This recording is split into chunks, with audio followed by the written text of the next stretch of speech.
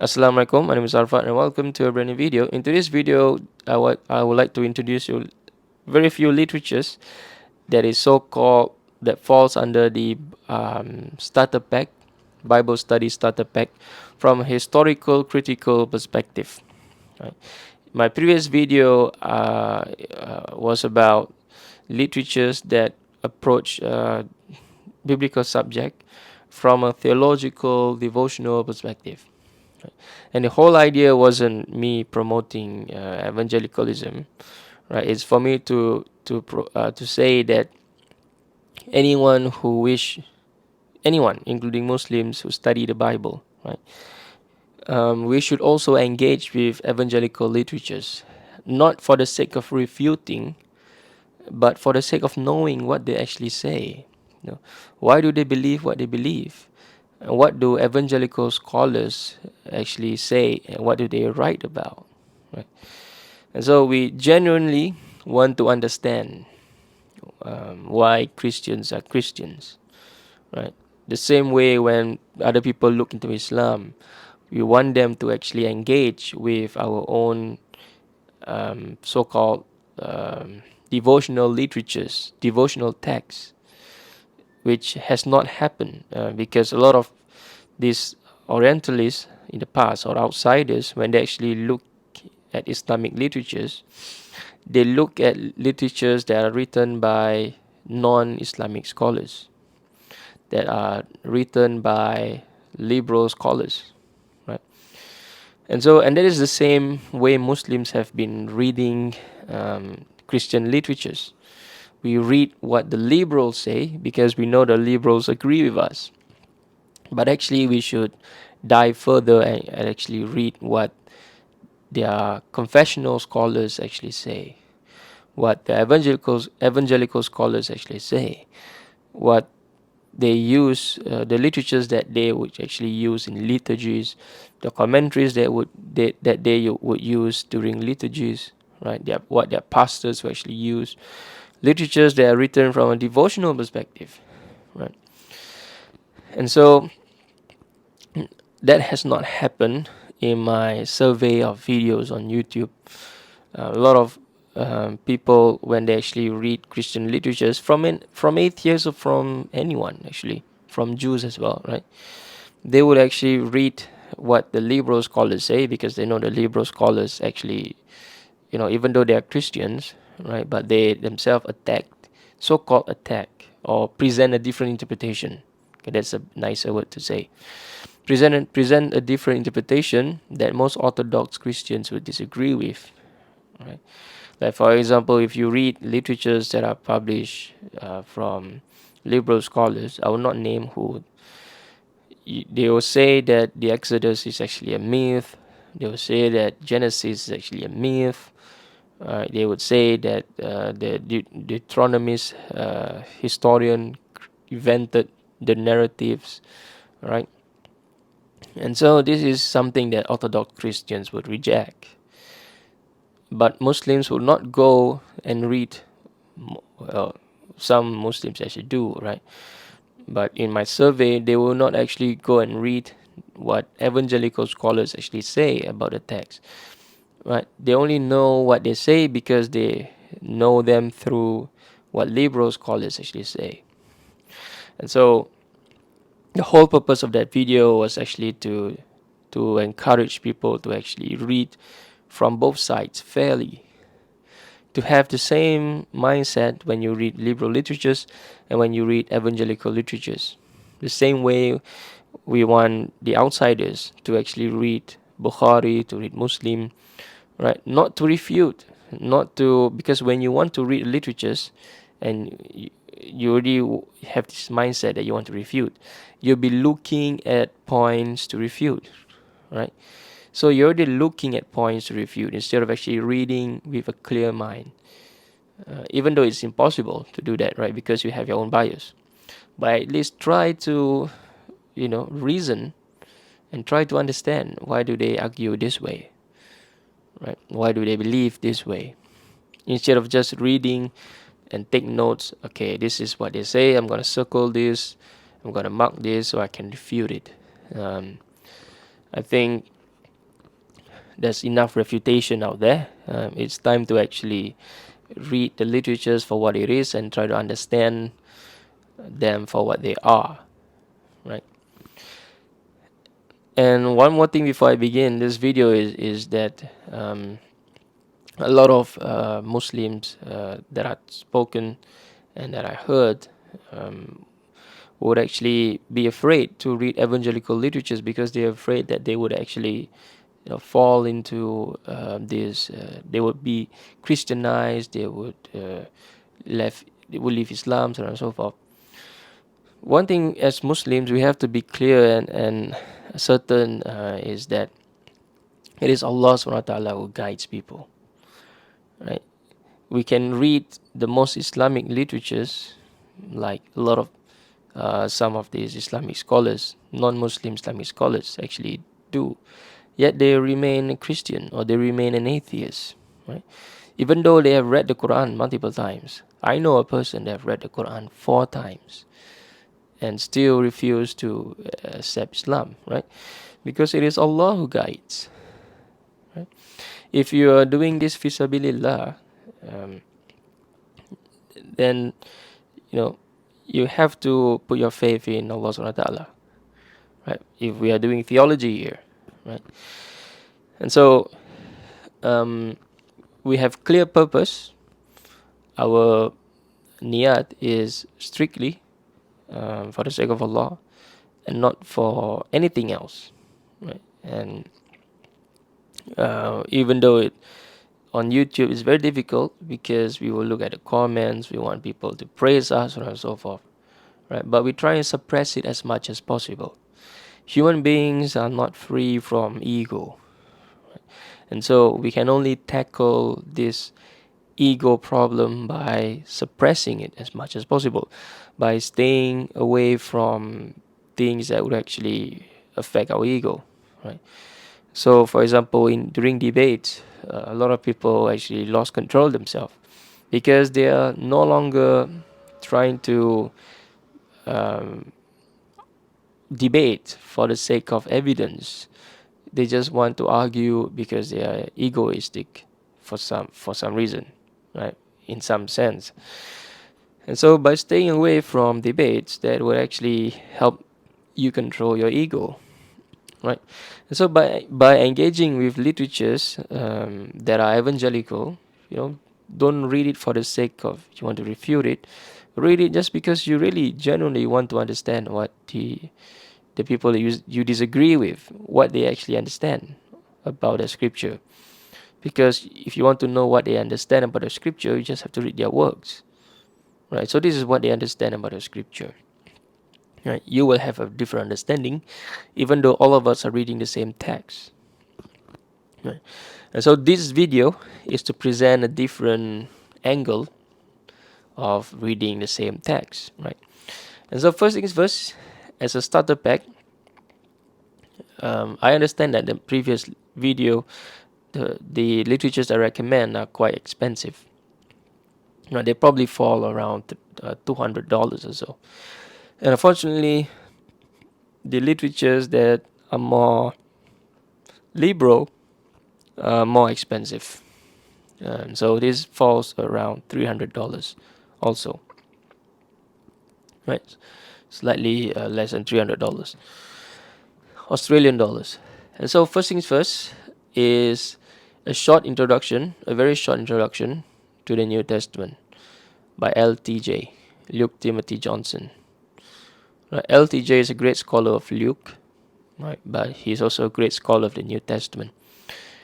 He has a much longer introduction to the New Testament, right? But as a starter pack, I would just recommend this. This is about $12 US, right? And this will not actually give you a lot of details, but it is absolutely necessary as a beginner, right? So the New Testament, a very short introduction by Oxford University Press. There's also the Old Testament. You can also get that. I do not have the Old Testament version. Right. So this is the very short, about 100 pages or so, about 120 pages or so. but very, very great. Luke Timothy Johnson, he's a great scholar. Next one, you need a Bible, right? And so I would actually recommend the Catholic Study Bible. I know a lot of people recommend the HarperCollins Study Bible, but I would recommend the Catholic Study Bible. People thought that, oh, Catholic Study Bible, they only meant for Catholics, but that is actually not true. Right? It has the Catholic lean, definitely, but this is written with other denominations in mind. Right? But the superiority of the Catholic Study Bible is not because it is a Catholic Study Bible, but because it has almost 500 pages of reading guides. It is an introduction, and I'm not talking about a very short introduction, but pages upon pages of introduction to every single book of the Bible. Right? The Catholics have more books than Protestant in the Old Testament, so it includes this as well. And so, for example, I will show you. I'll put my mic down and I'll just show you.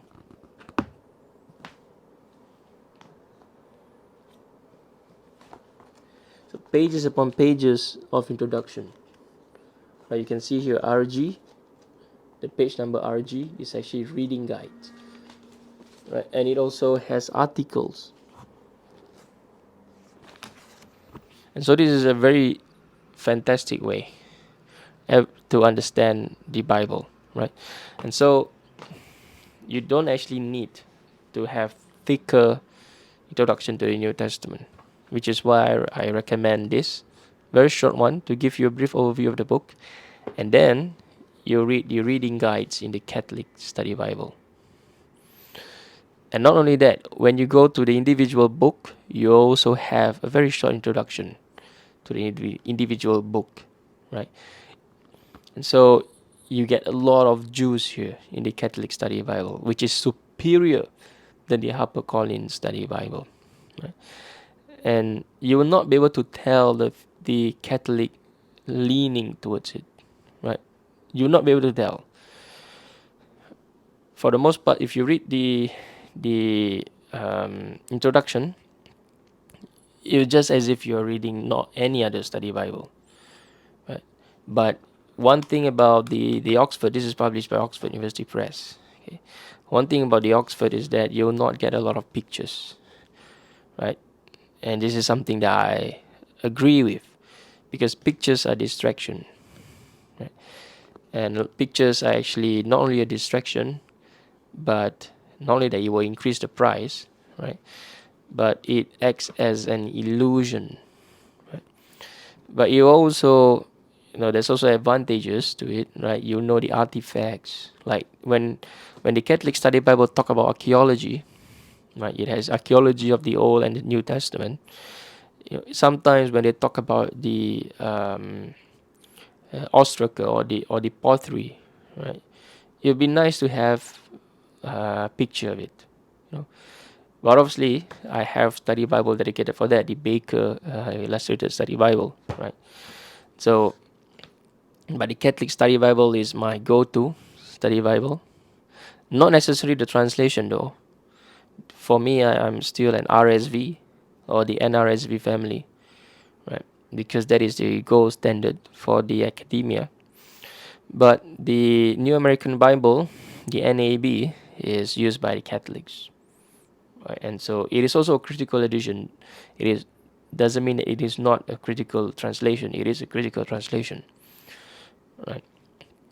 And so the Catholic Study Bible is the Bible that I would recommend. Now, though I do not really like the HarperCollins Study Bible, I do like the HarperCollins Bible Commentary. The HarperCollins Bible Commentary. It has articles, great articles, essays, commentaries. But with any single volume commentary, the exposition of the text is not that lengthy. But nevertheless, if you want a critical exposition of the text, you get it here. critical exposition of a text. One thing about the HarperCollins study biblical commentary, one thing that I don't like actually is its price. It's very expensive. It is over $100, and you can get the same thing, right? For example, you can get the Believer's Bible Commentary. I didn't recommend the Believer's Bible Commentary. I recommended the MacArthur's Bible Commentary. But the Believer's Bible Commentary is about 1.5 times less than this in terms of its pricing. Right? And so this is very expensive. For the size, this is not 2,000 plus pages. It's just 1,000 plus, because it uses a thicker paper, which is why it is thick. Right? But the Catholic Study Bible is actually contains more pages than the HarperCollins Study Bible. So you do not get a lot of materials in the HarperCollins Biblical Commentary, not Study Bible, Biblical Commentary. But some books wrote a lot, but says little. This one wrote little, but says a lot. And it saves your time from reading, because you just want to read something that goes straight to the point. There's no beating around the bush. Because if you want something that beats around the bush, you need to go to a single volume commentary. Multi-volume commentaries, right? Like I have here on Mark. This is the Cambridge New Cambridge Bible Commentary, and this is by Darrell Bock. The New Cambridge Bible Commentary, you should know that it is a different form of commentary, right? And a lot of the authors, you're actually quite devotional, right? And it deals with the narrative more so. It doesn't really go into the text, the Greek, right? For that you have to get the Word Biblical Commentary, but it doesn't go deep into the text. It is more of a narrative commentary, or a different way to read the narratives, or what you make of the narratives, right? Which is actually great for beginners, great for someone who just wants a very brief discussion on a single book. Right? And this is Mark. And it is not that lengthy also. It's about 400 pages or so. But if you minus the bibliography, so on and so forth, it's probably about 350 pages. Less than 350 pages if you minus the bibliography, so on and so forth. But it presents a different way to read. For example, in the John's version of this commentary, for example, in 17:5 or 17:1 to 5, it presents a different way to read the Johannine prayer. Right? It presents a different way to read, like worship from this culture, worship from that culture, prayers from that era. How the prayers, different kinds of prayers, and so forth. And so it's literal in a sense, but it gives you a different reading of the text, like different interpretation, right? Different exposition. And so this is something that I would actually recommend, because it gives you a different idea to read the text rather than the normal way to read the text. Like a majority of people are so used to one interpretation of a text, whereby they close their mind to different interpretation of the text. And so we should open our minds, and a text can be interpreted in multiple different ways, and we should be able to know what are the different ways. Some ways are convincing, some others are not so convincing, but we should know, right? And so, ladies and gentlemen, these 4 literatures, unfortunately, it would cost you about $300, but it is a great literatures to use in your Bible study, as a introduction as something that you just want to start with. But first of all, if you realize I've not I've not recommended any Bible, right? And that is because the study Bible actually contains the text of the Bible inside. And the reason I do not recommend any other study Bible, or I've not recommended a Bible here, is because I just want to say basically read the RSV or the NRSV. In my previous video, I show you the King James, um, and don't normally like to say that to recommend literature, because one thing is that people go and buy them, right? People go and buy them, and it doesn't work for them, because I've had literatures that people recommended me in the past, and I go and get them, doesn't help me at all, right? So I gave it back, right? And so that is the reason why I normally refrain from doing book recommendation, right? Like for example, I've done a lot of book recommendation in the past, but I've not done it for quite a while. Is because I'm very cautious about recommending literatures, because when people buy these literatures and it doesn't work for them, then they've just wasted their money, right? And so for Bible, you don't need to buy a Bible. Go to Bible Hub. Bible Hub has tons of translation. If you want a Jewish translation, you can get it. Which version of JPS do you want? 1917 or the 2000 JPS? Right? If you want to read the Art Scroll translation, you can find it online. And so I do not recommend that you actually buy. You can even use Bible on your phone now. You can read it from your phone. You can print. There's a PDF, Bible PDF, and you can print it. You can even print it in bigger fonts. Right? So rather than trying to hurt your eyes reading point 0.8 font on this Bible study text, right? This study Bible text, which is not helpful at all. And so I do not recommend. And actually, some study Bibles are actually online, and this is legal. They're legally online, right? You can find them, um, and also you can find commentaries. You can find commentaries on verses in academia.edu.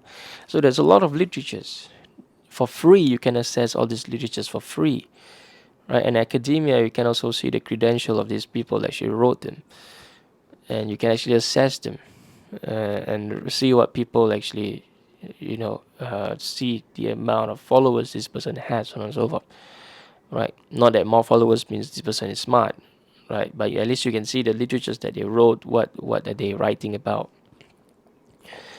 And if this literature doesn't work for you, you can go on to the next author. They're all for free. Britannica is also another fantastic resource. Britannica. Before I had the money to buy literatures, I go to Britannica. I print these articles of Britannica, and I read them and I use them. Right? And so you do not need to actually own a lot of literatures to be knowledgeable.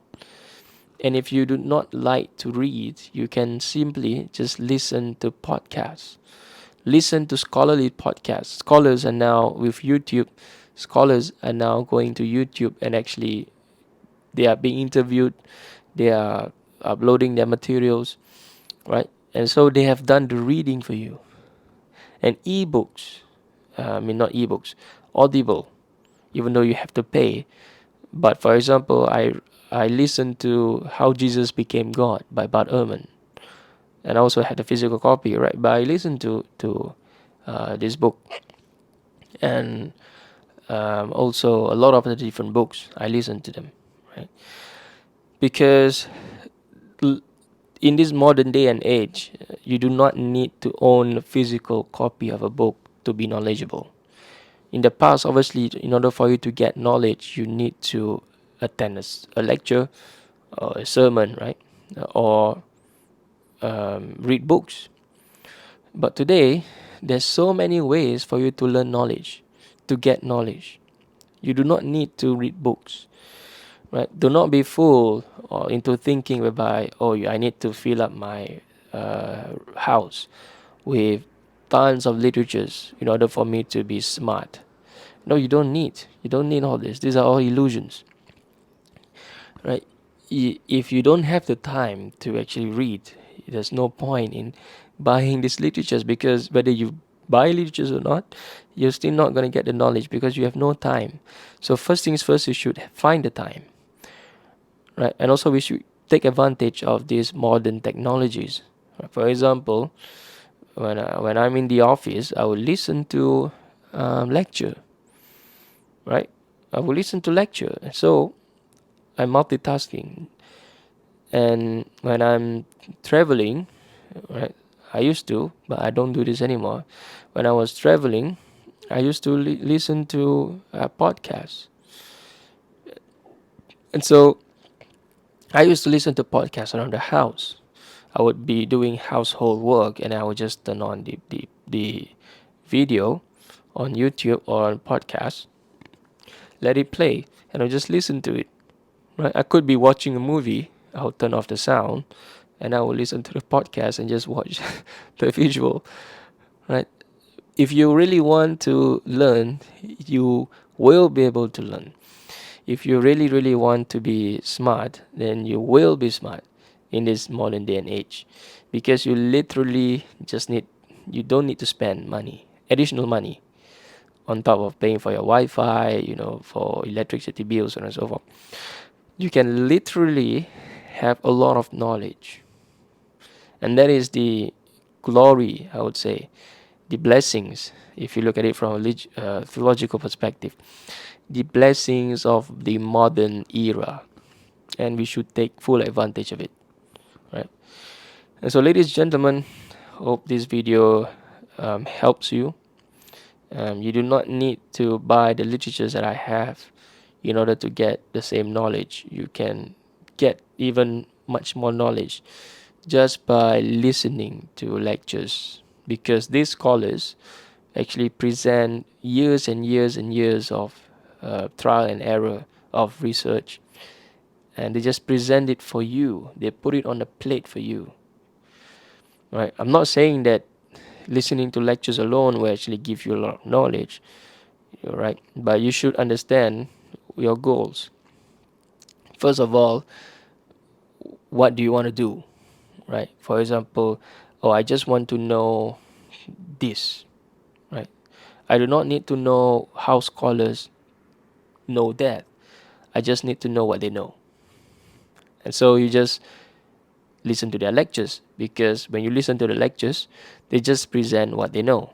They will not necessarily, I mean, it's almost impossible, right, to actually go into the details and talk about a different argument, so on and so forth, why they come up with that conclusion, right, which you want to know.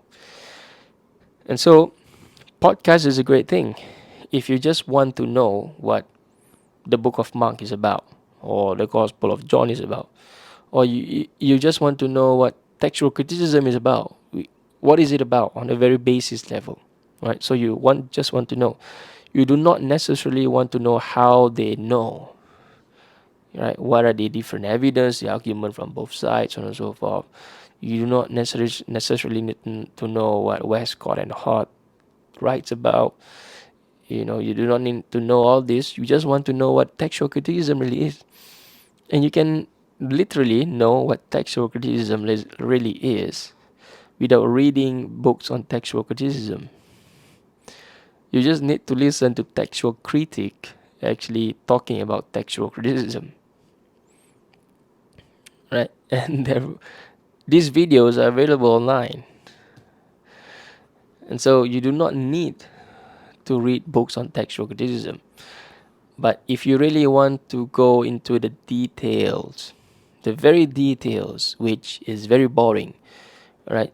You have to question yourself, why do you want to go into the details? What are you going to do with the knowledge that you will gain when you go into the details. What are you going to do? If you're not going to do anything with it, there's no point for you going into the details, because you're going to forget about it, right? Unless you really want to go into the details because you want to, study uh, textual criticism in academia, or you want to be a textual critic, then you should study textual criticism in details. But for the most part, what is the point of you knowing P55? What is the point of you knowing P65? Or P1 or P2 or P100? What's the point of you knowing the manuscript tradition of Codex Bezae, for example? What's the point? What's the point of you knowing um, the different Alexandrian manuscript? Right? What's the point of you knowing the so-called Western manuscript or Western tradition? What's the point? Right? So if there's no point, if you can't find a reason, meaning you don't need it, right? And you just want to know it, scholars will tell it to you, right? So you just know it, but there's no need to actually go into the details. Actually, what makes a manuscript Alexandrian? What makes a manuscript Western, Byzantium? What is a Textus Receptus, so on and so forth? How do we get a Textus Receptus? What is the different documentary hypothesis if we jump to the Bible, right? What is the different passage, the different verse that is written by the Yahwehs or the priestly source, right? What is the point of knowing all that, right? And so if you can't find a reason for you to know all this, or why you want to know all this, I mean, you're just wasting your time. Because you will forget. Before you even use it, you will forget. Right? Even if you know it, you remember it, what are you going to do with it? Right? If you can't do anything with it, then you don't need the details. You just need to know the basis, right? And so unless you want to make YouTube videos, or unless you want to write articles, then obviously you have to know it, right? And the only purpose that I'm exploring all these different literatures is because I'm very interested, right? And why am I interested? Because I want to write articles about it. I want to study this from an academic perspective, right? Because I got started researching into this because um, of the ayah of the Quran, right? So I want to go deeper and find out what has been changed, so on and so forth. And so for me to find out what has been changed, I can't just listen and believe what scholars say. I have to actually verify, and to verify, you have to go and learn Greek grammar. You have to go and read the Greek New Testament, and read what commentators actually say about this verse and that verse, and so forth, right? And so that is my interest. But if you have the interest, but you do not have the time to actually commit, then there's no point for you to actually engage in your interest. First, you need to find time. And a lot of people are not able to find time because they don't have time. They just do something else, right? For me, I don't do anything else. I just spend time in my room and then just read literatures, and that's enjoyable for me, which is not enjoyable to most people, right? And so if you can't sit down at your desk or at a chair and read, if you do not have the stamina to read, and you're easily distracted by social media, so on and so forth, it is better for you to actually um, just listen to podcasts, subscribe to Audible, or you don't even need Audible. You can find PDFs or articles, just very short article. They just give you a summary. Britannica is a great place to go to. You'll find tons of it. Or you can just read dictionary. You People think that this is crazy, but I have a friend that actually read the entire dictionary and is very knowledgeable. Right? You read dictionary cover to cover. right? And recently, there's one part whereby I read Dictionary of the Christian Church. I don't read cover to cover, right? I just read. I find different church fathers. I read. It's like I'm reading a book, and sooner or later, you find out that you have a lot of knowledge, right? But anyway, if we think about it from a Muslim perspective, doesn't mean you read literatures, you become knowledgeable. No, you read literatures so that Allah subhanahu wa ta'ala may bless you with knowledge. If Allah subhanahu wa ta'ala wants to bless you with knowledge, right? That is the Muslim perspective, or how it should be. But anyway, I'll see you on my next video. Assalamualaikum warahmatullahi wabarakatuh.